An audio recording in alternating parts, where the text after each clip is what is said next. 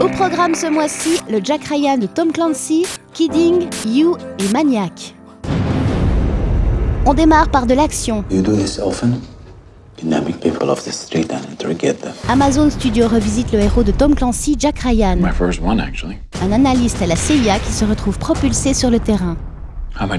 Eh bien, malgré un scénario classique et peu surprenant de chasse aux terroristes au Moyen-Orient, le thriller se révèle très efficace.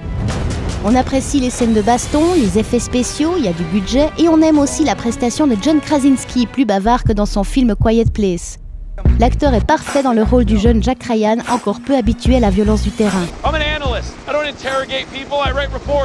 Au final, Tom Clancy's Jack Ryan n'est certes pas très cérébrale, mais elle fait le job, elle divertit jusqu'au bout. On change d'ambiance avec Kidding, la série qui réunit à nouveau Jim Carrey et le réalisateur Michel Gondry. Cette comédie dramatique raconte l'histoire de Mr. Pickles, un célèbre animateur d'émissions pour enfants qui tente de faire le deuil de son fils et de son mariage.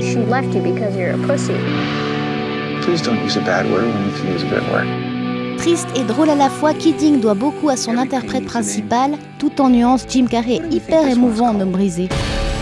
On applaudit également la mise en scène de Michel Gondry avec ses accents poétiques et ses sursauts surréalistes. Kidding est belle et attendrissante. Dans un style plus péchu et trendy, voici You, une série à suivre sur Netflix. Hello there. Who are you? Everyone just calls me Beck. Joe, libraire exigeant, développe une véritable obsession pour Beck. Grâce aux réseaux sociaux et surtout à l'inconscience de la jeune femme, Joe va tout savoir sur elle et s'immiscer dans sa vie. You have questionable taste in friends. I'm going to help you get the life you deserve. Et dans son lit. Intéressant sujet pour ce thriller en forme de mise en garde, il ne faut pas tout partager sur le net, sinon un taré risque de vous traquer. There's scary people in the world, Beck. Dynamique, sexy et distrayante, You reste toutefois un peu trop légère pour être vraiment super. On aurait apprécié plus d'humour noir et de tension. Are you watching me? Maybe. Stalker. Et on termine avec la série la plus originale et la plus what the fuck de l'année, Maniac.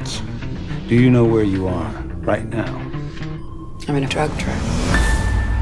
Deux personnes dépressives qui ne se connaissent pas participent aux essais cliniques d'un nouveau traitement pharmaceutique. Sounds stupid. That doesn't sound stupid to me. Après 3 épisodes d'introduction qui prennent leur temps et qui installent une ambiance rétro-futuriste bien pensée, la série part dans tous les sens. My mind is playing tricks. Romance, fantastique, drame, comédie absurde, action, on passe d'un genre à l'autre et d'un monde à l'autre. On ne comprend pas tout, on ne sait pas toujours ce qui est réel ou pas, mais on aime ça. On aime aussi l'esthétisme intemporel et coloré apporté par Cary Fukunaga, réalisateur de la première saison de True Detective, ainsi que le casting qui réunit à nouveau Jonah Hill et Emma Stone 11 ans après Supergrave. It was just two people looking out for each other. Maniac est ambitieuse, positive et imprévisible.